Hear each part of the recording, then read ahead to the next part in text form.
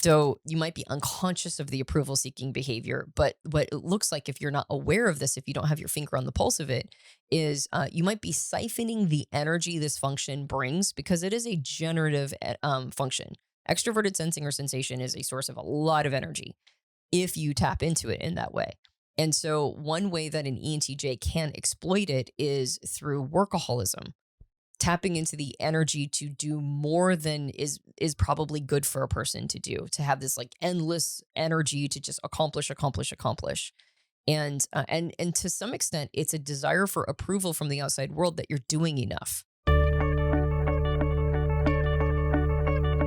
Hi, welcome back to the Personality Hacker Podcast. My name is Joel Mark Witt. And I'm Antonia Dodge. So today on the show, we are rolling along our 16-part series talking about every single personality type and how every type can love themselves using the lens of their personality as an access point. Today, we're going to talk about the ENTJ personality type. So if you're an ENTJ or you have an ENTJ in your life, it's going to be an important episode for you because we're going to unpack how you can show yourself love as an ENTJ.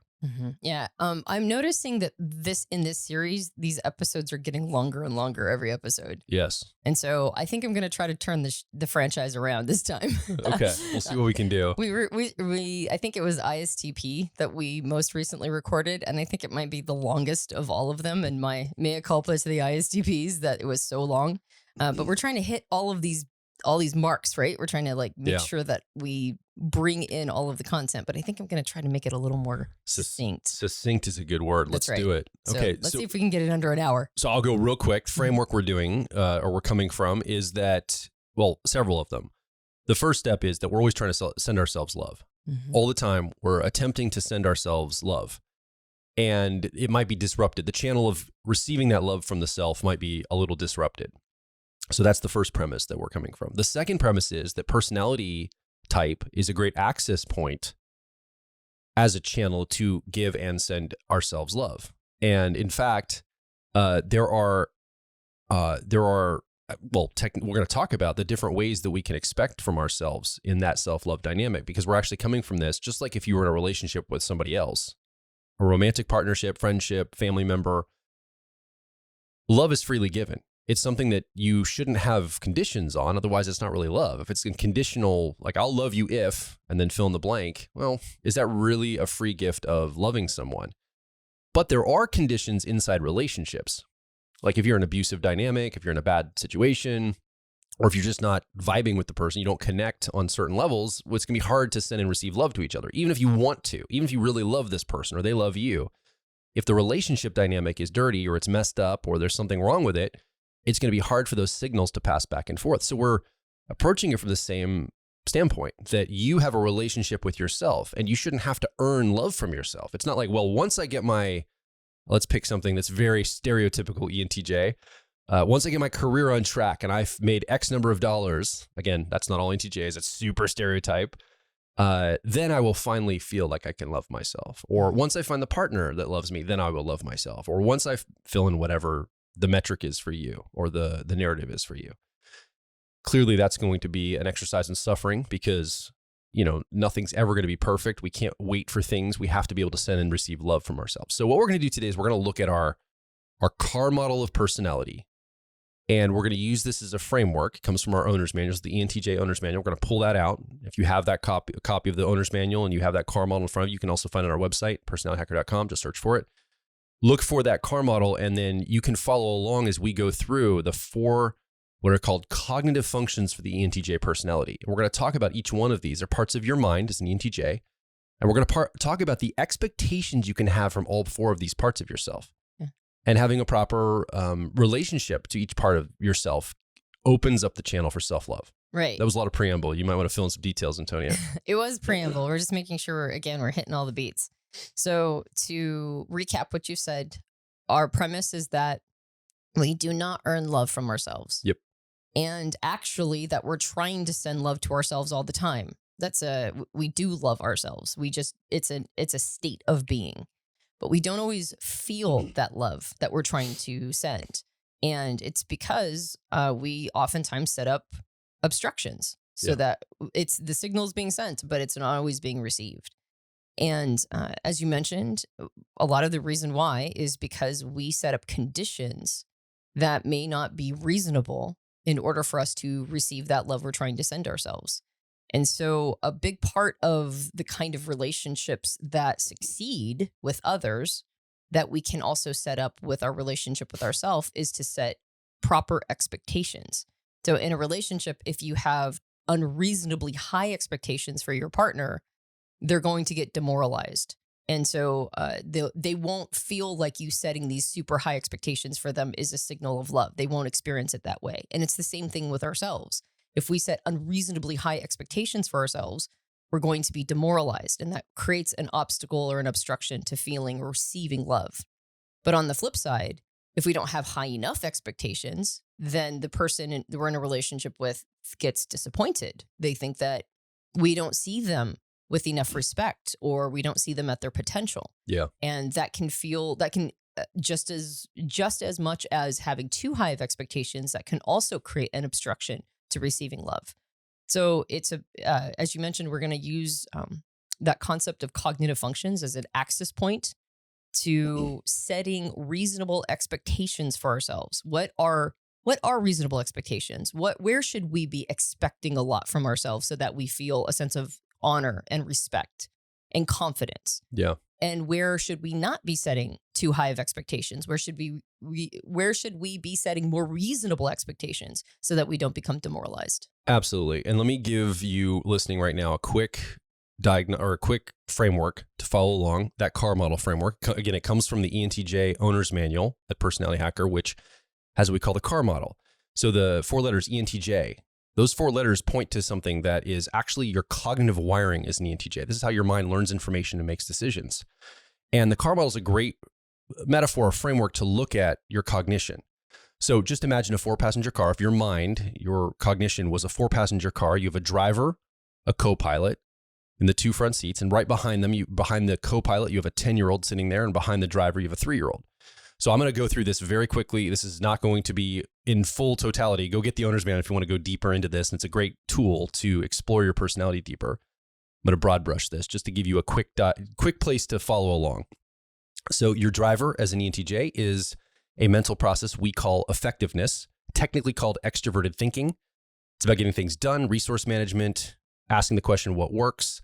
How do I get to deliverables? It's often tuned into the outer world, project management, but also can be things like your calendar, time management, resource management, attuning to what actually gets something accomplished in the outer world. And makes progress. Makes progress. That's really important. Ameliorates things. A co-pilot for ENTJ sitting right next to the driver is a mental process we call perspectives. It's an intuitive process, technically called introverted intuition. It's about imagination, but internal imagination over time, meaning that you feed your mind with lots of thoughts and thinking and reading and speculation. And then over time, the intuition bubbles up to the surface and presents itself to you, almost like magic in a way. This is often associated with things like meditation. You can shift perspectives and see where people are coming from. Again, I'm overgeneralizing all these functions, right? Just to go really quick, it does way more than what I'm saying, just to give you a cursory knowledge of these. And this is the part of you that really thinks deeply. This is the part of you that has the imagination, can think about long timelines and run simulations about what probabilities are coming down, but also shifting perspectives into other people's viewpoints and seeing where they're coming from as well, and really having a good sense of how other people's mindsets and their minds are wired, just almost intuitively picking up on that. Like the visionary part of you. Absolutely. So those two, your driver and your co-pilot, that's your superpower, right? That's your genius as an ENTJ. And those working in maturity and working through your life, you get a lot of results from that. Now, there's not all good news. Sitting in the backseat of your cognition is that 10-year-old we talked about behind the co-pilot. This is a process, a mental process, has about the certainty level of a 10-year-old child, a kid. And so it's a significant part of you. It shows up a lot in your life. We call this sensation. Its technical name is extroverted sensing. It's tuned into, if perspectives is about long time, that co-pilot is about long timelines, and shifting to other people's perspectives, this is the opposite of that. This is the timeline of here and now, single perspective. What's happening in this moment that I can see, touch, taste, and smell? It's associated with energy for you, usually as an ENTJ, tuning into things like body language, colors, the richness and textures of life, like all the sensory details of life. Gives you a lot of action ability. So ENTJs that get into action quickly are often associated, like have a strong association with this function. And this is I think this is a really significant, we're going to talk about this, a significant part of your life. And it definitely shows up for you. But again, there's some uncertainty here. You don't always feel certain in this part of who you are. We'll talk more about that. This is the part that wants to have an experience as well. That's right. In the moment. In the moment experience. That's right. So then we also have the, behind the driver sits a 3-year-old mental process. We call this authenticity. Its technical name is introverted feeling. This is about the human condition. This is about what personally strikes you, your self-identity, your core motivations, your values, the things that matter to you as a personal individual, not necessarily associated with a larger group or context, or even getting things done in the outer world. This is a very small, almost childlike part of you as an ENTJ, about 3 years old. And it doesn't mean you don't have capacity for emotions. It doesn't mean you can't tune into the self and be reflective and show up and want to be authentic and have really good core values. It doesn't mean you don't have values if this is only 3 years old. What it means is you're very uncertain in this part of your life. So you can have strong convictions. You can have strong reasons and motivations and deep core values as an ENTJ and care deeply about individual people, even though you get told sometimes you don't. Like, there's people may project it onto you, but you do care. You care about how things come off and the emotions of things. I think that's one of the secrets of ENTJs. The challenge is you're not always certain when you're in that energy. You don't always really know, especially when people, and it really is offensive to the ENTJs, when people project ill intent upon you. Sometimes the ENTJs don't know what to do with that. They feel like uncertain of how to receive that. And it can be very triggering and can be very hurtful to have other people reflect back to you. And then in some cases, ENTJs can even question themselves. Maybe I don't have good intent. Maybe either they fight against and stance against, or they take that message in and they're like, maybe I am bad or wrong. Maybe there's something wrong with me personally. So we'll talk about all of those on the expectations of each of these parts in showing yourself love as an ENTJ. What are the proper expectations? I think we should start with that driver process, Antonia. Yeah. So you keep using this word certainty and uncertainty. And the reason why is we feel like, and the CAR model is an analogy for what's technically called a cognitive function stack. It's like an order of preference. And it goes from the driver to the co-pilot to the 10-year-old and the 3-year-old, or dominant, auxiliary, tertiary, and inferior. And that we believe is a descending order of certainty. Now, humans love an experience of certainty. They love that feeling. And whenever we feel uncertain about something, we take it as an automatic red flag. But we are pre-wired to feel more certain about aspects of life and our cognition, and in some cases, deeply uncertain about others. And it doesn't necessarily mean anything's wrong. It just means that we have high degrees of uncertainty. So this concept of setting proper expectations is really matching our expectations up to our descending order of certainty, meaning that in the areas in which we are the most certain, which are the driver and the co-pilot, we need to have high expectations for ourselves in those areas. Because we not only have a pre-wiring that helps us attune to those areas of life, we also have a high degree of certainty that comes along with it, which sort of buoys our sails, right? It's like a wind beneath us that helps us match talent with, if we put time and effort into it, high degrees of skill. So we should have very high expectations for ourselves in our driver function. Yeah. We also need to have high expectations of ourselves in our co-pilot function. And we'll talk a little bit about there's a different style of expectation we should put on ourselves, but both of those should be high. We should expect a lot out of ourselves. And if we do and rise to the occasion, we get rewarded with self-confidence, self-trust, self-esteem. Like there's a lot of rewards that come along with having and meeting or matching high expectations in those two functions. By the time you get to the 10-year-old function, now we're entering a place of uncertainty. And we call it a 10-year-old, and in some models, they call it an eternal child energy. And just like any 10-year-old, you're going to be certain in the ways that you figured out, but you're going to have a general sense of uncertainty unless the adults in your life give you validation, and then you'll feel certain. So we need to match our expectation to that degree of certainty. We need to have reasonable expectations of ourselves in our 10-year-old or tertiary function. and recognizing that we're going to mostly seek other people's feedback to know whether or not we've done a good job here. And that's an important element that we'll talk about when we get to that function. And then finally, in the 3-year-old position of the car model, or what's technically called the inferior function, we need to set very reasonable expectations for ourselves here because it is a place of deep uncertainty. And unlike the 10-year-old position that can receive outer world feedback that says, no, you did a good job, and then we relax, when we get to that 3-year-old or inferior function, not even people's kudos will help us feel certainty there. We just will always feel uncertain. And that means we need to set reasonable expectations. We can't expect ourselves to all of a sudden feel certain in that function, like we've done enough, we've done a good enough job. Uncertainty follows us there. And that's for good and bad, right? The good thing is that it gives us a degree of modesty. If we feel overly certain all the time in all aspects of life, we don't have a check and balance system that encourages us to pause and reflect and think about things and go, am I sure about that? We need to have a mechanism that reminds us that we don't always have the right answer. And our inferior or 3-year-old function does that for us, which is a good thing. On the flip side, the bad thing is that we're always deeply uncertain. So we never know if we're doing it well. And that means part of integrating this part of who we are, an aspect of it, is making peace with the feeling of uncertainty, which is a big ask for people with ENTJ preferences. Oh, yeah. Since that function of extroverted thinking or effectiveness, which we'll talk about first, is the driver.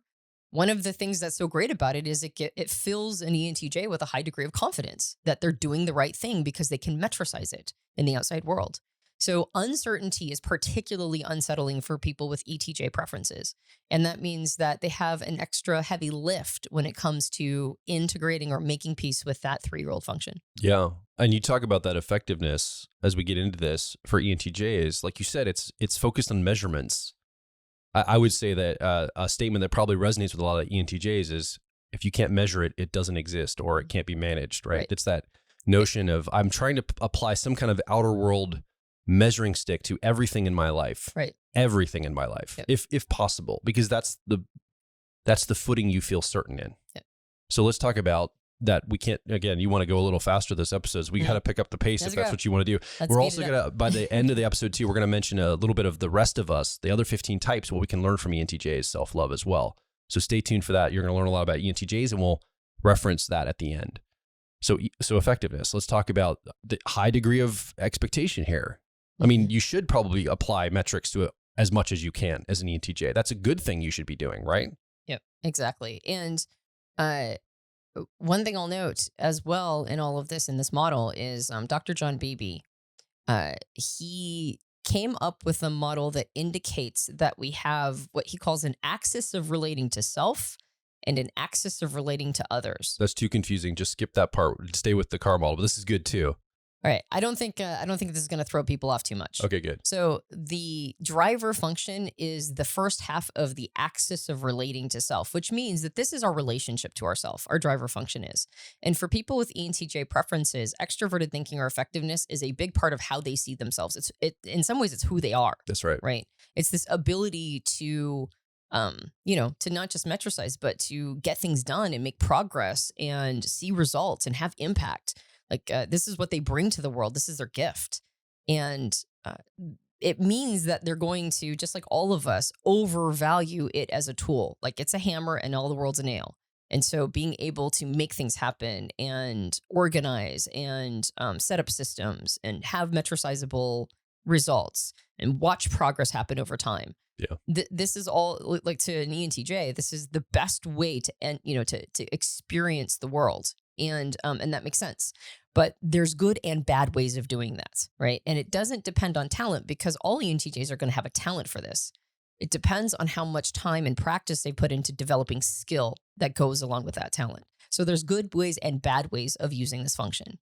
If an ENTJ doesn't have high expectations for themselves, if they're not optimizing what they've already been given, right, this talent in this function, then it can look like an over-reliance on quantitative data and not looking at qualitative data, meaning that it has to, all the numbers have to line up.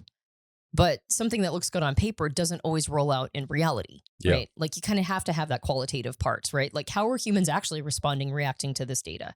So it can be an over reliance on metrics and numbers. What this really is narratively is a difference between efficiency and effectiveness. That's why we call this process effectiveness. Efficiency is, well, at my company, this is just a good example of that qualitative versus quantitative. It's so much cheaper to have a phone tree. Somebody calls in and goes through the menu on a phone, not have to talk to a live human. That saves our company a lot of money. That's very efficient. On paper, those numbers matter. Mm-hmm. But it is very effective to have a human answer that phone. It may not be as efficient. You might spend a little more money hiring people to answer a phone, directly. But man, that's effective. People feel personally taken care of. And so that's what you're talking about. It's qualitative measurements, not just quantitative. Exactly. Yep. And that is usually based on not having a long enough timeline. So having too short term, results, focusing on, just this season or just this quarter, as opposed to a longer timeline of sustainability. Yeah. So it's an over reliance on short term ROI. It can also be impatience, right? This function likes to get to the end result. It likes to check off, things that are on the to-do item or to-do list. And it can sometimes see people as like items on a list. And so it can get impatient with people, especially if they're not operating at their best or aren't being good resources. And it can also show up as a desire, a blindness to desire. And we'll talk about this when we get to the 3-year-old function of introverted feeling or authenticity. But it can be almost like suppressing out one's personal motivations for why they're behaving the way they are, and almost being blind to attempts to gain power or attempts to gain influence or control. It's still trying to get what they want, but not really recognizing why they want what they want. And so still implementing, still trying to make it happen, still trying to accumulate. And oftentimes what that looks like, this desire for influence or power or control or whatever it is, that is their the desire they're blind to. But it often ends up happening as it ends up being undermining because it's a desire for those things without taking responsibility for it, right? It's almost like power grabs, and particularly short-term power grabs to just kind of feed almost like an appetite for quote unquote metrics, right? Respect is a metric, influence is a metric, power is a metric. These are all resources, quote unquote. And so without having a full concept or idea of what is motivating the person, they can seek these things in almost like small chunks, it's like small bite-sized chunks like potato chips. Yeah. I mean, another way to say this would be everyone has desires and things they want. And some people are more in touch with that directly. They know what that is. Other people, they believe the road to get to what they want is what they want. So often this can show up like maybe you have a desire to have a certain status or career, at the end point of your life, and you think that you have to do all these things to have that. Like maybe you want to be, let's say you're an ENTJ that wants to be more of an artist, more expressive. Like you want to express, you want to be more of an artist, you want to create or write or do something, that's in creative field. Let's just say that. And you're like, well, I can do that and you fill in all these extra things you have to do out here in the outer world. I have to make all the money. I've got to make sure I set up the business. I've got to do all this structural stuff. And then the small little inner part of me will be able to express itself. Once I do all of this out here, it's like, well, you can just go directly to that little inner part of yourself and be more creative if you want. You don't have to jump through all these hoops out here in order to have that. Yeah. So that's an example of how it might show up. All sorts of ways it can show up, but it's not necessarily an unhealthy part to want to do that. No. To get there by amelioration and progress. Well, I mean, that's a superpower for ENTJs. Absolutely. I was actually thinking more like dethroning the current person who's in the position you want. Oh, yes. And being blind to your desire to do that and giving yourself all sorts of rationalizations and reasons why you need to dethrone somebody, but it's actually just taking advantage, right? It's like going like, well, if I can dethrone that person from that position, I'll take their position, right? And so it's almost like it's not doing things the quote unquote the hard way, if that makes sense. It's not earning, right? It's a desire to it's wanting something without having fully earned it. And so it's like a short-term gain situation, but being blind to one's own desire to just have that thing. And so not quote unquote earning it, and so therefore not watching any damage or destruction that has happened in the meantime. Yeah. Of the taking. And if you're an ENTJ following along, it's probably gonna be a little tough to see maybe some of those parts. Again, we're really talking about the motivation that comes from the 3-year-old that's influencing the effectiveness part.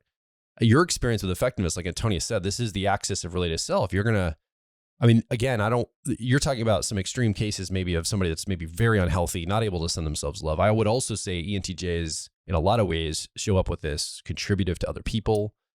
They're helping make our world happen. I'm guessing like if you're at a family or a business, a lot of people lean on you for your leadership or management.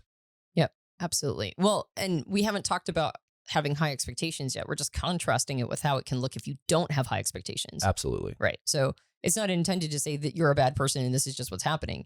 It's to say, if you do not have high enough expectations for yourself, this is what will manifest. Absolutely. Right? You'll end up short-term gain thinking. You'll end up not earning the things that you want and being blind to your own desires. So let's talk about those high expectations. What do those look like? Okay. So if an ENTJ does build skill on top of their natural talent, then now you've got somebody who is looking at both quantitative and qualitative data. Yeah. Right. You're looking at somebody who's seeing a whole picture and has a sense of humility around it.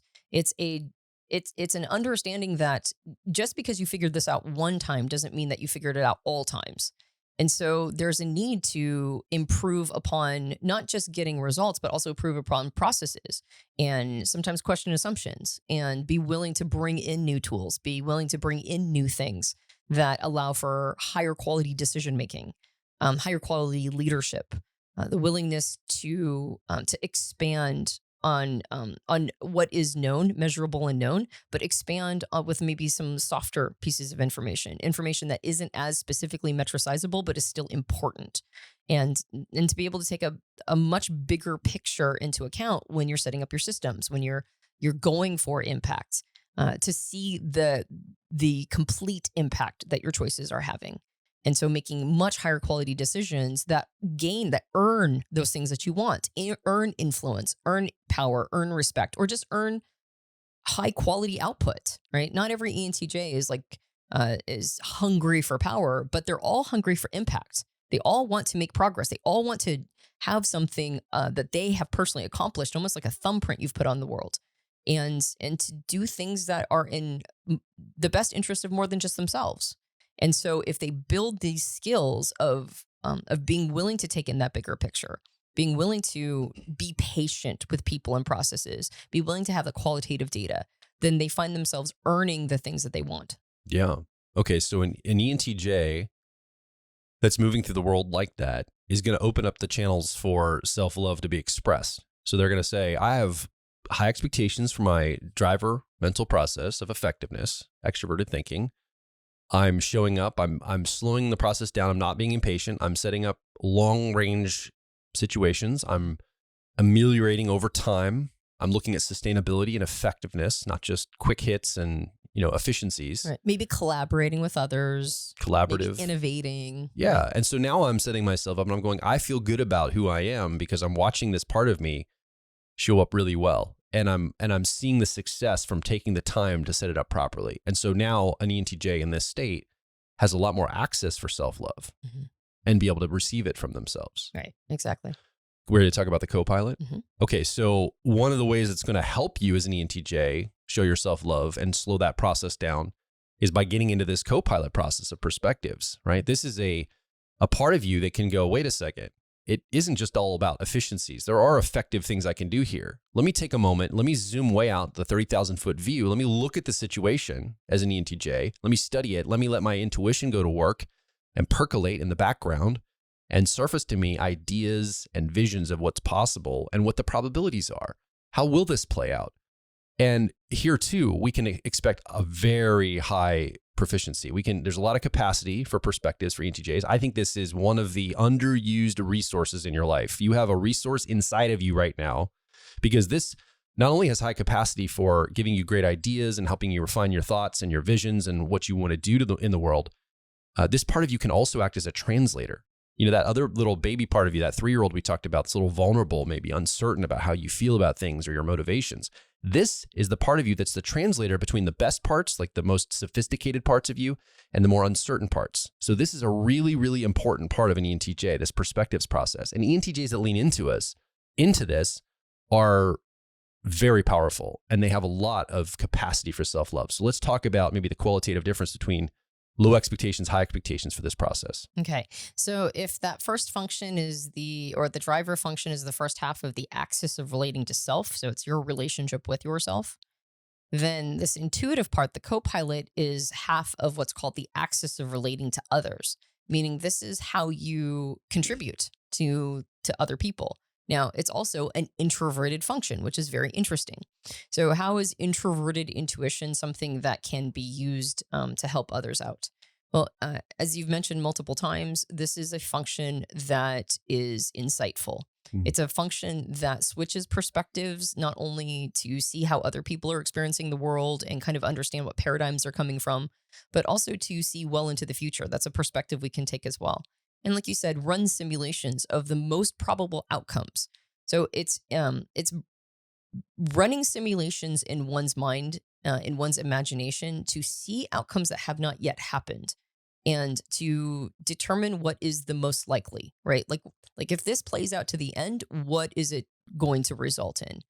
And that is a very helpful and useful tool for extroverted thinking or effectiveness to pair up with. Because if you're looking for long-term impact, it's really nice to be able to run simulations of the long term. So one would think that this would be a fabulous function to use all the time.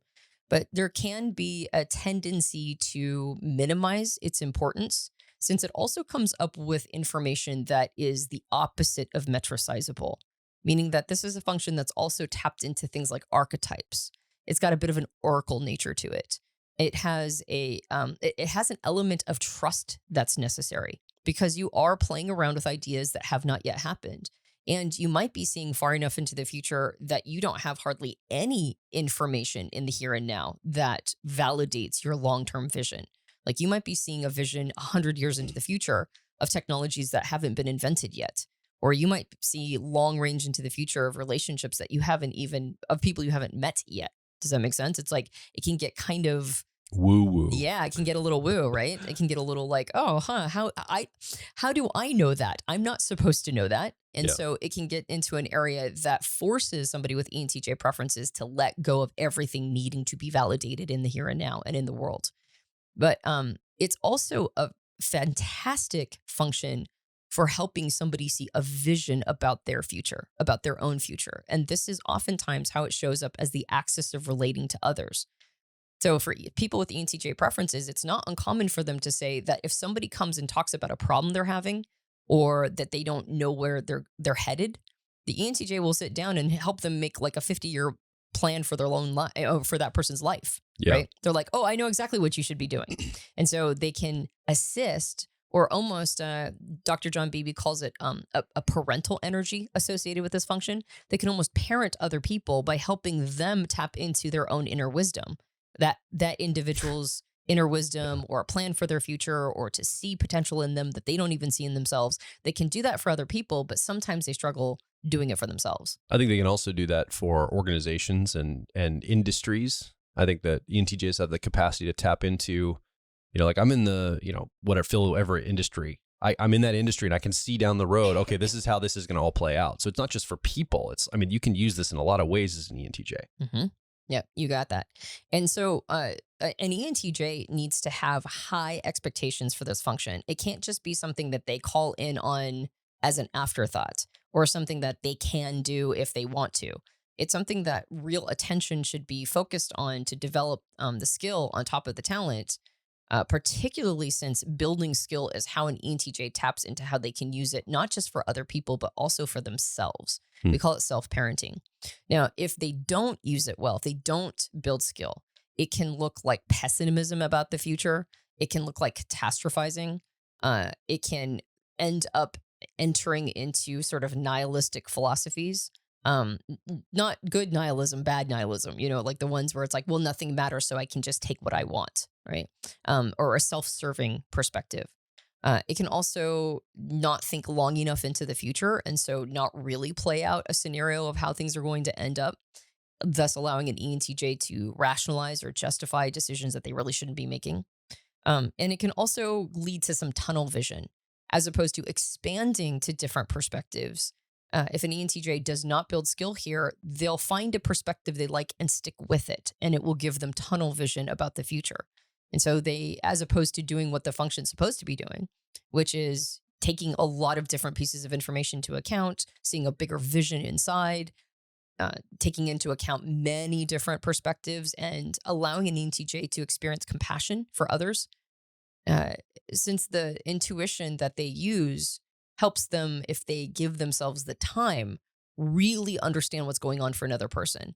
Once you really understand, like truly understand what's happening for an individual, it's hard to not feel patience and compassion for them, because you recognize that that's the only emergent that system could be producing. But if it's truncated, if the process is not really used, really honed, skill is developed, if it's only almost like exploited, then it doesn't lead to compassion. It does the opposite. It leads to tunnel vision. It leads to being unwilling to have compassion for other people, only seeing their deficiencies. So this co-pilot has that parental energy. It's often, like you mentioned, attuned to other people, trying to help other people, maybe see the vision for their life. If some ENTJs have a plan for for our lives that we don't know about, in the behind the scenes helpful way. And so this is outwardly focused. And one of the things that an ENTJ can do is to say, oh, wait a second, I can also help find my own perspectives. I can help plan my own life. I can slow my own decision-making process down to really see what's coming down the road and be able to attune myself to these ideas. Mm-hmm. And also, this is where I think an ENTJ can shift into their own perspective. Why am I motivated the way I'm motivated? Maybe that 3-year-old part of you that's focused on motivation, that authenticity, is hard to access directly through the emotional center. But I think through the cerebral center, through the imagination and the intuition that this part of you has as an ENTJ, you can get leverage on yourself and you can get a sense of, oh, I see why I'm doing what I'm doing. I have this perspective. That other person has that perspective. Okay, that's why I'm moving through the world this way. So I think a proper expectation too is to not just exercise this. Like, I think you need daily hygiene and practice with this as an ENTJ for others, but also for yourself as well. And I think that showing, like, turning this back, this parental energy towards yourself, I think is a gift of self-love from yourself to yourself as an ENTJ, using this process specifically as the translator. Right. Well, if it's a function that helps you develop patience and compassion for other people, yep, then if you're turning it on yourself, it means that it will help you develop patience and compassion for yourself. That's right.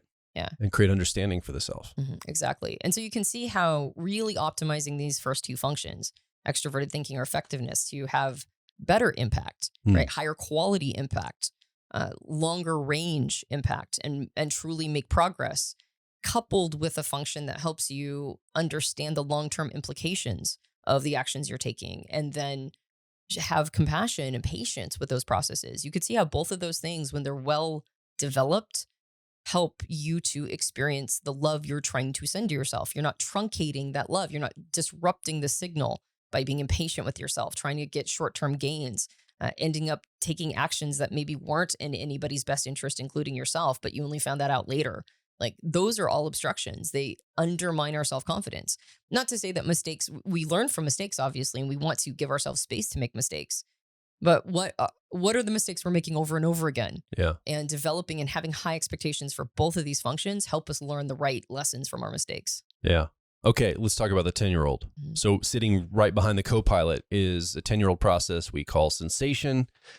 Extroverted sensing is a technical name, the here and now, the present moment. This is the part of you that understands timing. I think it's really good with timing for ENTJs.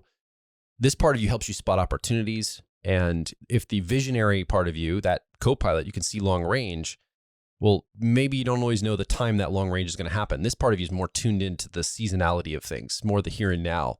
Yeah. It metaphorically sees that the fig tree is ripe and it's time to eat the fruit. Let's go. Let's do it. Yeah. So it can be really quick action focused, direct action. And this is a really great part of you. And this is the part of you that enjoys the zest for life, sensory pleasures, like all the things that life has to offer. This part of you can be tuned into that. And I think it also causes some ENTJs to dress sharper. Yeah. They have attunement to some look like hobos or professors, but some dress sharp from this process as well. Well, it's being tuned into how the world is experiencing you, right? Your image. And, some of them decide to have a very particular persona or an image of I don't care. And so Yeah. they can get kind of, like you said, that old site hobo or professor. But others, you're right, they're tuned into how people are experiencing them. And so they dress very sharp. Now, you are probably going to have high expectations for this part of yourself. You're going to be like, come on, sensation part, perform better, do better. And it's going to feel a compulsion to almost put adult level responsibilities on this 10-year-old certainty part of you. Mm-hmm. And that's an exercise in suffering. Yes. It's really tough. Yeah. So let's talk about the proper expectations here. We can't really expect too much, even though we're going to be unconsciously attempting to expect more from ourselves here. If you're an ENTJ, that's going to hijack you. What's the proper expectation, Antonia? Let's talk about that. Well, the first thing you have to expect is that you're never going to let go of uncertainty. So you're always going to feel a little uncertain in this function, but it's the other side of the axis of relating to others. So this is also a part of your relationship to other people. And that means that if you have uncertainty in this function, but it's part of how you engage with other people, then an expectation you can have for yourself is you're always going to be on some level seeking validation for how well you're doing in order to calm down the uncertain part of you. So that's how kids do it, right? A 10-year-old, whenever they get a kind of a boost of confidence, and I see this, my daughter does this. She has probably ESFP preferences. She's very physical. She wants to perform in front of me all the time. And she'll go, Mom, look at me. And when she says, Mom, look at me, that is said with high degrees of certainty. Then she'll do like a little acrobatic act or do a cartwheel. And then all of a sudden, once she lands it, now the uncertainty floods in. And now she's got to look at me to see if I thought she did a good job. And that's kind of how the 10-year-old shows up, right? There's like these moments of certainty, these bursts of it in the initial phases of performance. And then by the time they get to the end of the performance, now they're looking around the room going, did I do a good job? So an expectation you can set for yourself is that there's always going to be a little doubt in your mind of how well you're doing this. And that leads to approval-seeking behaviors. So you might be unconscious of the approval-seeking behavior, but what it looks like if you're not aware of this, if you don't have your finger on the pulse of it, is you might be siphoning the energy this function brings because it is a generative function. Extroverted sensing or sensation is a source of a lot of energy if you tap into it in that way. And so one way that an ENTJ can exploit it is through workaholism. Tapping into the energy to do more than is probably good for a person to do, to have this like endless energy to just accomplish. And to some extent, it's a desire for approval from the outside world that you're doing enough. Yeah. The other way it could be signaling your status through your physical appearance or affectation. Mm-hmm. And you would immediately assume I'm talking about wearing like a nice Rolex watch and driving like a BMW. And that is certainly the stereotype we have in our minds for ENTJs. But let's say the currency you're floating in, I mean, I know like science fiction writers, for example, that purposely kind of dress down and make themselves look a little more shaggy and don't have all these nice things around them. They have an affectation of kind of like a common man, every man, because that's the culture of the kind of the science fiction writer vibe, right? Mm-hmm. So when you say signaling to the outer world, it doesn't always just mean like high class signaling. It could be whatever the signaling is you think will serve you the best. Exactly. It's you could call it like a sort of a superficial reliance on success markers. Whatever that looks like. Whatever that means, right? Depending upon the culture or the subculture that you're running in, it's an over focus on communicating to other people your value. Yeah. And so that's an expectation, is that there is a tendency to want to do that. And so you should just expect that, right? Now, when we said you don't want to have too high of expectations in certain parts of ourselves because we'll become demoralized, but we still want to have reasonable expectations. What are reasonable expectations for an ENTJ with this function? Well, one of them is being able to cultivate flexibility, right? As opposed to having tunnel vision or an insistence on things going a certain way or having to be controlling. This is a part that can help an ENTJ be a little more chill, right? A little more present, a little more flexible and adaptive to the context. Not so insistent that things roll out in a certain way. If they're in a position of leadership, which is not uncommon for people with ENTJ preferences, it's having some flexibility and some attunement to the environment that their employees are in or the people who are working with or for them. And its ability kind of roll with the punches, right? It's like that's reasonable. The reasonable expectation is you can use this function to roll with the punches a little bit more. It's also an ability to enjoy life. And that's a big part of what this function brings to an ENTJ is not just workaholism. It's also an ability to use that energy of experience to just enjoy the moment, right? And you can use this function to do that. Now, again, there is a tendency to overdo, right? And so you just like there's workaholism, there's also aholisms with a lot of other things too, right? Sure. There's a ability to over imbibe, so to speak, in the pleasures of life or in the bigness of the experience. So you have to have an expectation that 10-year-olds are not really good at setting limitations for themselves. So you're probably the more mature parts of you are going to have to set some limitations. But it also means that you can be present and just get into the moments, right? That can be food, it can be experiences with friends, it could be travel, it can be dancing, it can be whatever it is, right? It's just being able to experience the richness of life. In fact, that's the expectation. It's allow this function to make your life full. All right. Yeah. It can help make your life feel more full. Just don't let it distract you, right? Away from things that are important. Okay. So an ENTJ that is tuning into this more childlike and fun and carbonated part of themselves, expecting it not to run the show.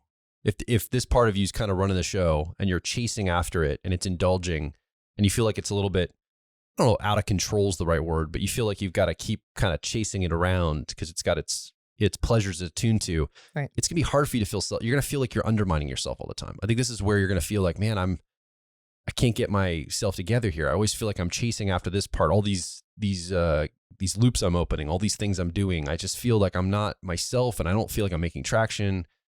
I'm making up a lot of ground having to accommodate for this part of myself. Maybe I can handle this, and I can feel a little bit more stable.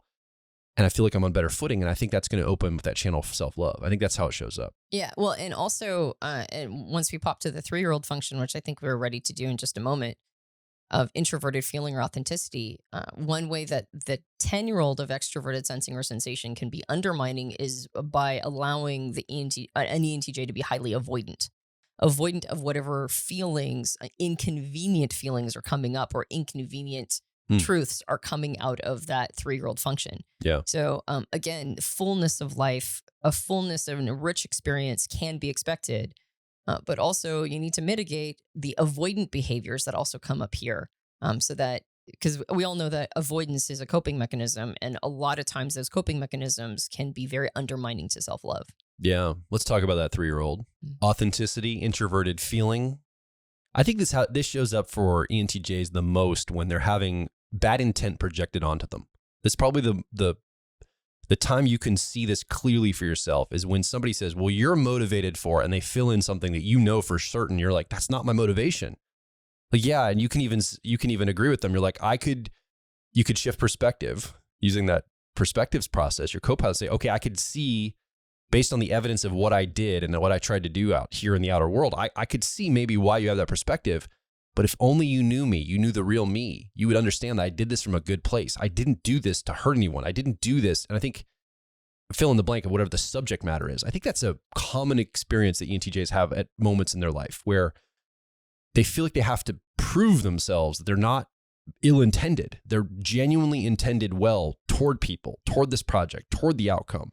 Yeah, they're not going to be touchy-feely all the time about it. But they genuinely want people and things to work well and have a good experience. And I think that it's deeply hurtful for an ENTJ to have that projected. So I think what happens then is there's almost this like protective element. Like, well, I'll just really protect this part of me. I won't be vulnerable. I will never share my intentions. I'll just keep it all in. And I have uncertainty anyway in that realm. But you're choking out, I think, an opportunity for self-love, especially because it's the part of you that is dealing with feelings. I mean, that's where our feelings often, that's where love is expressed through our feelings. This is the part of you that's motivated. You can understand more about your motivations and what you're intending. It is the part of you that has your core values baked in. So if you choke it out and you suppress it or you push it away because of the uncertainty, especially when people project ill intent, you're cutting off the avenue of self-love too. So I think this is a danger zone for ENTJs. And I think that this is a really important part. And this is the other side of the axis of relating to self, right, Antonia? So let's talk about proper expectations here. We can't expect much out of this part of ourselves, but there are some good expectations as well we can expect. Yeah, exactly. So this is the other side of as you mentioned, the axis of relating to self. And so this is, kind of think about that as like my opinion of me. The axis of relating to others is more like other people's opinion of me, right? And how I'm going to experience that. But the axis of relating to self is my opinion of me. So you get to this fourth function, this inferior 3-year-old function, and you're in a place of deep uncertainty. But unlike the 10-year-old function or the tertiary function, you can't use other people's approval or validation to calm the uncertainty down. And that's the disadvantage this function has. It's deeply uncertain, and only you can contend with that. So, like you mentioned, it's a function of self-awareness, right? It dives into what my feelings are about things. It's introverted feeling. What my feelings are, what it says about me as a person, what it says about what my values are, what the things that I believe are important, and what is true for me. What is true for me? I might desire things that I don't think are okay to desire. I might have conflict inside of myself of the things I want and versus my values. What does that say about me as a person, right? What kind of character do I have? And so if those introspective, self-aware questions are paired with deep uncertainty, that can be really unsettling. It can be a very unsettling experience to have who I am, the quality of my character, the things I want and desire, what my values are, the things that are mean something to me, to have those in the realm of, am I doing this right? Right? Am I allowed to want that? What does it say about me? To have all of that be a place of deep uncertainty can lead, and understandably, an ENTJ whose first function is known for certainty, right? It's a very certain function, extroverted thinking or effectiveness, in a position of high certainty. So ENTJs are used to feeling certain. That's the one thing they're used to feeling most of the time. And people feeling it from them to follow them often. That's right. Not always in leadership, but often in management leadership. Other people also feel certain in your presence. Yep. So they're like, oh, I'll follow you. You seem certain. Exactly. I'm not going to let go of that if I'm an ENTJ. I don't want to ruin my ability to lead or manage. You got it. If I get vulnerable, well, what's going to happen? Will people follow me still? Will I be able to have an impact? Yep. Big question mark. Exactly. And so this is the way that an ENTJ might say, like, experience it, because we're talking theoretically, but the way that they might experience it is, I'm not as confident as other people think I am, right? They might go, I appear to be confident, but deep down inside, I don't actually have that confidence that other people project onto me. So some people say they struggle with imposter syndrome. Mm-hmm. That's what you're talking about here. That's right. Maybe I actually shouldn't be in this position. Maybe I don't have what it takes. Right. Self-doubt. Yes, exactly. It's a place of self-doubt. And so the reasonable expectation needs to account for, you just never get to have certainty, as the same level of certainty about yourself as you do about the things you're doing, right? And this is why sometimes ENTJs become human doings as opposed to human beings, right? Because the being part is so uncertain. Yeah. And yet it's also crucial. So we didn't really talk about this when we mentioned the co-pilot and the 10-year-old, introverted intuition, perspectives, and extroverted sensing sensation. But those two functions are two sides of the same coin. And it's the same with the driver and the 3-year-old. Extroverted thinking effectiveness and introverted feeling authenticity are also two sides of the same coin. And the way that we deal with these uncertain parts is by integrating them into the more certain parts of us. So the best way to use, say, the 10-year-old or tertiary function of extroverted sensing sensation is to integrate it into your intuition of introverted intuition or perspectives. And when you do that, when you have your intuition and your sensing function working in tandem with each other, it means that you can use the energy of the sensing function, right, extroverted sensing, to fuel the visions of the intuition. It means that you can use real world information and what you are personally experiencing to validate some of the intuitions that you're projecting into the future. Like, they work together and they create what Carl Jung called a transcendent function, meaning that if you use these two in operation and they're working in tandem, they're two sides of the same coin. And we have a tendency to see one side of the coin as up and the other side as down. We have a tendency to use them separate from each other. But if you spin a coin, now you're seeing both sides at the same time, and it creates almost like a new, almost like a new property of its own. And so Jung called those transcendent functions, two functions working together so closely that you almost can't see where one ends and the other one begins, and it forms something new, a partnership that in that axis of relating to others can be extremely helpful on behalf of other people, right? You help them see a vision, you help them understand the groundedness of it, the practical application and abilities. You help yourself do that for yourself. You can see a vision for yourself that's grounded in reality, and then you can have energy to manifest that vision into the real world. And that's a beautiful, beautiful model of transcendence that your driver and your 3-year-old can take a clue from. So it's a little harder for ENTJs to balance their thinking with their feeling function, but it's really crucial to do so. So when we're talking about setting reasonable expectations for ENTJs and their feeling function of authenticity, it's the first expectation is that you will never feel as certain with it as you do your thinking function. That's just the expectation you should set immediately. Like, this is always going to be a place of questions. And that's not a bad thing, because your extroverted thinking or effectiveness function it gets a lot done, right? It does make progress. It does do a very good job of making things happen. And you need a check and balance system to ensure that the things that you're implementing are for the good, that they aren't destructive, because we can be very, very effective in destruction. We can be very effective in doing things that have a huge impact, but not a good one.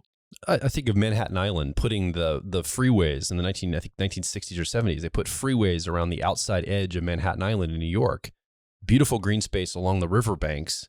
I'm not saying an ENTJ decided this. I'm not blaming ENTJs for this. I'm just saying, like, that was very effective and efficient. You can get traffic around New York City. Well, I mean, however efficient traffic can ever be in New York City, but it was designed to be more efficient with cars and traffic.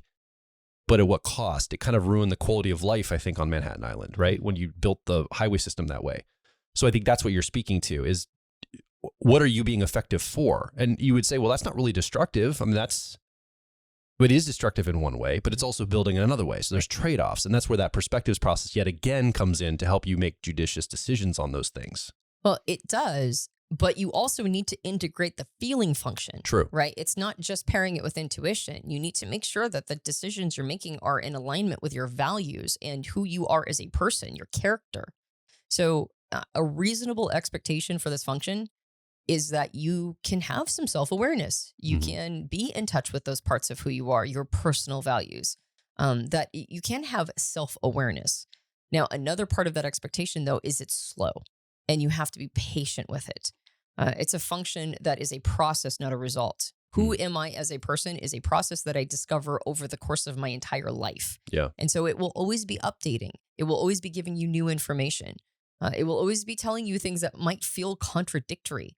And that inner conflict and that inner contradiction can sometimes be really unsettling. And yet that's how the function understands itself, is by getting through all of those inner conflicts. By understanding that these contradictions don't mean that you are, that you are schismed, but that you are a fleshed out person that has a lot of texture. Yeah. And so a reasonable expectation is that you can get inside of yourself. You can know what you want and what you desire. It just might happen slowly over time. Now, an unreasonable expectation is that you will immediately have high emotional intelligence and that it's a one and done. One of the challenges of extroverted thinking or effectiveness is that it likes to set things up and forget them, if at all possible. It likes to set up a system that it doesn't have to think about anymore, right? And only maintenance, or set up other things where other people are maintaining it. Introverted feeling or authenticity cannot be set up as a one and done. It is a constant and perpetual process of understanding the self and updating.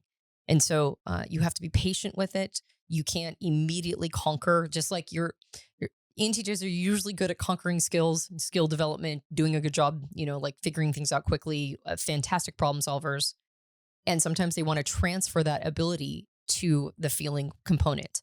And unfortunately, EQ just doesn't work like that, right? Yeah. It's slow. It's plotting. It requires a lot of different experiences. It requires contending with the bad parts of us. It requires pain, right? And it requires, and I think this is probably the big one, it requires vulnerability. Yeah. It requires us being willing to be vulnerable with trusted people. And I'll just say this to wrap up introverted feeling. You will, the way to have more of that locked and loaded for yourself, because it's very easy to just go, well, I don't care about that, so it doesn't matter to me. It'd be very easy to do. Even for people that have this as a strength, if you don't have a reference experience of an emotional impact of something for yourself, it's going to be hard for you to care about that for other people. And that's how the ENTJ is going to work. So in other words, if you might be unsympathetic to something you've never experienced, all of us are that way, but I think ENTJ is even more so. So that means the more you can experience emotionally, the more you'll have understanding of the emotional experience for the self.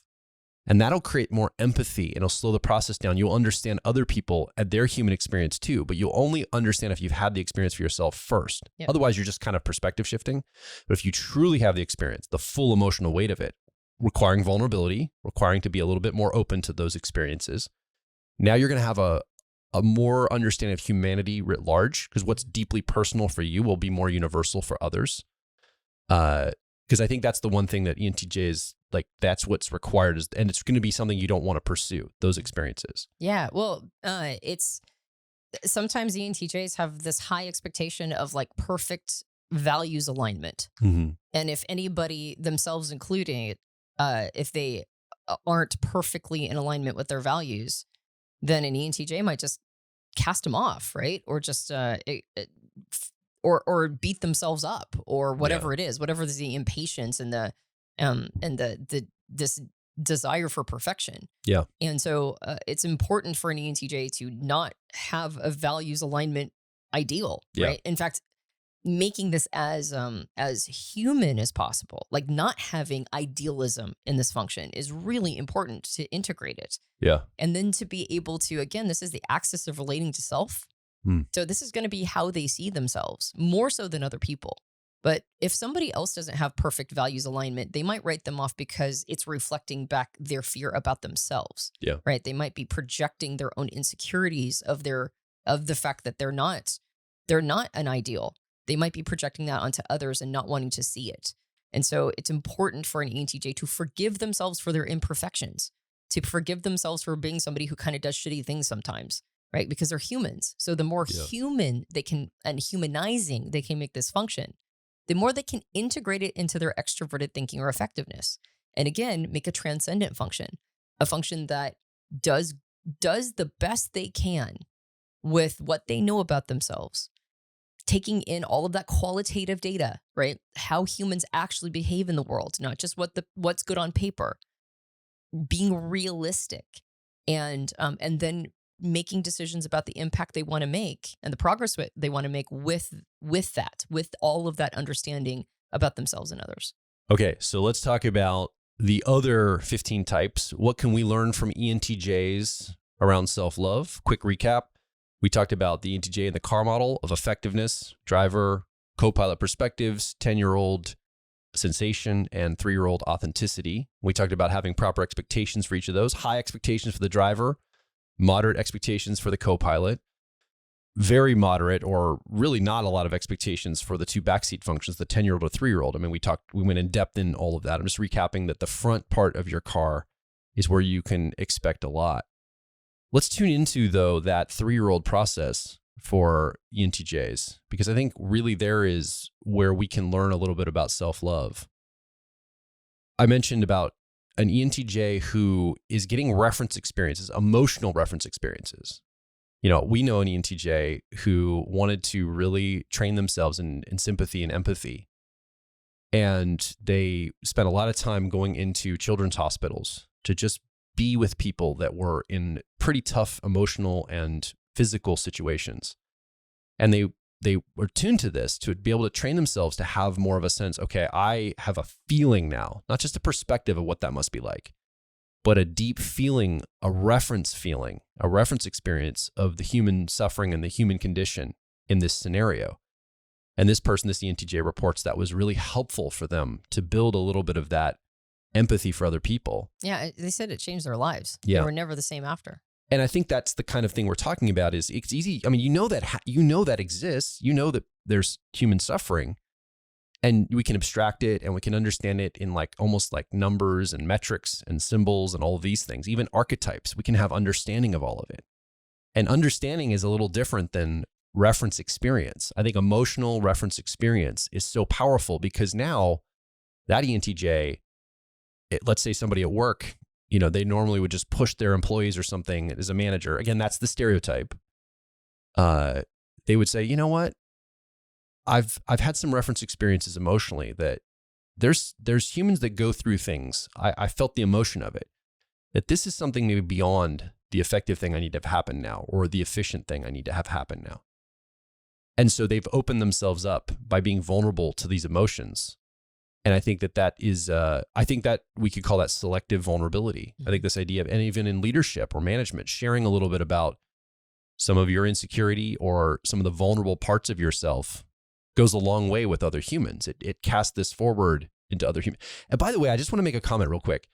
As we talk about ENTJs, already ENTJs get a lot of crap online, and like people talk about, there's like this one note, they're these commandants that just want to take over everything, and they always want to be in power, and they don't care about people, and they just bulldoze over everyone. And we touched on some of those themes, not really specifically on all those over generalizations, but we did talk about ENTJs in that way. It's very easy to think that we're right in the same thinking. I just want to say ENTJs are awesome, and they have a lot of, we don't always expand on all these qualities. I think that selective vulnerability, I think they actually have a higher capacity of that than most people would realize. We have to talk to an ENTJ right now, you listening or watching, that's a part of you you're uncertain about, and so we couch it and all that, but you actually want to be here, I think, with people. I think there's a genuine desire for most, especially if you're listening to a show like this, right? You're tuned into your own personality type. You probably wish you could bring out more of this. You wish you could be more vulnerable. You wish you knew and had more certainty in this part of you. Your desire actually is to connect with people and show more of yourself. But you just don't always know how to do that. And so I see that in a lot of ENTJs, and other people just push them aside or think that they're just bulldozing all the time. That's not true. That's not just all ENTJs that way. Well, there are certain of the 16 personality types of the Myers-Briggs types. There are some stereotypes or archetypes around individuals that, or these specific types that are the best versions, right? We have a stereotype around certain types that the stereotype is the best version of the type, and others, it's the worst version of the type. Yeah. And I would say that ENTJs suffer from the stereotype of ENTJs being one of the worst versions, right? Like it's like the underdeveloped ENTJ. Same thing happens with ENTPs, right? If you're a developed ENTP, nobody notices you. Like they don't notice that you're an ENTP. In fact, they think that you must be some other type because there's no stereotype around a developed ENTP, only an undeveloped ENTP. Yeah. And so I think ENTJs suffer from this as well. But what we're talking about with selective vulnerability, this thing that they can model for everybody, it's a developed ENTJ that has integrated all four of their functions well, right? They've created a transcendent function relationship. They have a good relationship with themselves. They don't have obstructions to experiencing love from themselves because they've forgiven their own imperfections, right? And they have reasonable expectations for the impact that they're going to make based on understanding their own desires and how things roll out. They also recognize that one of the greatest gifts they can give other people is their intuition, their grounded intuition. And so this is an ENTJ that is seasoned, is mature, has done development, and has made peace with the fact that they're going to feel uncertain about certain things or uncertain about elements in life. And so selective vulnerability shows up as purposefulness, right? Why is somebody being selectively vulnerable? Because they have a purpose. It might be creating more intimacy in a relationship. It might be setting a cultural tone. There's a reason for it, right? And it's also reading the context. If you're going to be selectively vulnerable, then you're going to have to be aware of the context you're in. What is the level of vulnerability that I should be sharing in this moment? So you've got both a feeling function that's been integrated. You've got a sensing, extroverted sensing or sensation function that's been integrated because it's reading the context of the situation. It's also, it's got a sense of mutuality, right? It's got a sense of, I'm sharing so that you can know more of me and you can share too. I'm inviting you to share and I'll hold that, right? And I will be responsible with it. It shows a high degree of trust, right? So it's not assuming people are out to get you. It's not assuming people have ill intent, just like you hate people projecting that onto you. You're certainly not going to return it in kind. You're going to show a high level of trust. And there's just there's a lot of the 4 functions that an ENTJ brings that when they are well developed, when they've got all of it in play, there is this sense that they don't have to fear being vulnerable. They recognize that it doesn't make them look weak. It's a strength to do so, but they do it selectively. Again, they're not just they're not playing fast and loose, because they're never going to do that. Extroverted thinking or effectiveness is never going to play fast and loose with data or information. It recognizes that information can be weaponized, but it doesn't assume it's going to be weaponized. It picks its moment. It picks its audience, and it allows for a reflection back to the ENTJ that when they show vulnerability in this context-dependent, purposeful, intentional way with respect, mutual respect, and intentionality, that people can hang, right? And they're not going to judge the ENTJ. It's not going to undermine them. It's not going to rob them of their influence or power or ability to get things done. That it actually is going to deepen relationships. It actually is going to create a certain kind of culture. It is going to communicate positive things. And it requires an ENTJ to be very rested into the self, so that if it doesn't go well, that doesn't undermine everything. That they can also hang with the moments when selective vulnerability didn't have the result that they wanted, and that they can forgive themselves and forgive the other person, or maybe not forgive them. Who knows? Depends on the moment. But it's not going to make them now cynical. It's not going to rob them of their trust in humans just because one human wasn't trustworthy. And so I think it's a beautiful model for other people to see a person who's just in a position of power or leadership, or just a really competent, capable individual, is willing to model that level of trust and vulnerability. Selective vulnerability. Mm-hmm. If you're an ENTJ listening right now, I'd love to hear from you. Or if you have an ENTJ in your life, come over to personalityhacker.com directly below this episode. It'd be cool to get a comment, a question, or more importantly, share your story. We love stories because they show us their compressed experiences. We can see what's going on in your life, maybe some of the growth you've done, maybe some of the challenges you have. If you're an ENTJ right now, is it challenging for us to say, be more selectively vulnerable? Does that sound terrifying to you? Like, are you kidding me? That'll ruin everything. But where could you access this maybe? And where do you have blocks for self-love? Have you set too high of expectations for some of the more challenging parts of you, more the uncertain parts? Have you not set high enough expectations for the parts of you that you want to bring forward? Again, come over to personalityhacker.com and make your voice heard. I hope we made it clear that setting high expectations and extroverted thinking effectiveness is not like a dollar sign. Right. I don't know. I hope we made it very clear that it's more about progress as opposed to perfection. Sure. Or a certain amount. And that said, I hope that we made it, I don't know how long this took, but I hope we made it slightly shorter. I don't know. We get rolling and it's just like, all right, Antonia, shut up. I mean, that's the thing. It's like people's attention spans are so short. I'm always worried. Will someone even listen? This is all good stuff. I think it's good stuff, but I don't even think anybody's listening. We're just doing this for ourselves. It's a vanity project. Do people listen to long podcasts over an hour anymore? Of course they don't. They're used to like 10-second clips on TikTok. That's right. Yeah. It's like, it's not 59 seconds. So why should I listen to this? Anyway, if you happen to be listening, which I'm pretty sure nobody is at this point, but let's pretend you are. And if you enjoyed this particular podcast, however long it went on for, you can leave us a rating and review on iTunes. I read every single review. It always makes me very happy and lets me know if people actually are listening, even though we might be going on a little long. And if you're watching this on YouTube, because we have a video podcast, you can like, subscribe, and hit the bell to let you know when future episodes come out. And you can also leave a comment letting us know what your experience is. Joel mentioned the ENTJ Owner's Manual. What that is it's a home study course that is rich media. It's got videos, audios, PDF downloads. It's a labor of love, and it really dives into the ENTJ personality type in great what's the word when things are not intricacy, but detail and depth, right? But they are shorter videos. They're not an hour and a half long. Yeah. They're more bite-sized chunks, but it really helps you know what your cognition is and to use an understanding of how you are pre-wired, your mental wiring, to become the kind of ENTJ we're talking about in this episode. One that removes obstructions to feeling self-love and to optimize things so that you can get what you want out of life, and become the best version of yourself. So we highly recommend, if you have not already invested in that, to grab yourself a copy of the ENTJ Owner's Manual. Yeah, it's really great because it's, again, self-guided, but it leads you down step by step, which I think ENTJs like. on applying some of these things to yourself. We talk, I think, about things like flow state. There's that 10-year-old sometimes hijacks you. How do you get out of that hijacking and get back into your more adult self? It's got a whole toolbox, and it's a resource. ENTJs love resources. A resource you can come back to time and time again. It's not you just go through once. You can go through it a couple times. Every time you have a new life change or something different in your life, go and review it. It's fundamental and principle-based, and I think it's going to serve you and feed you for your life coming from the standpoint of personality. So yeah, go get an ENTJ owner's manual. I think it's going to be really powerful. Okay.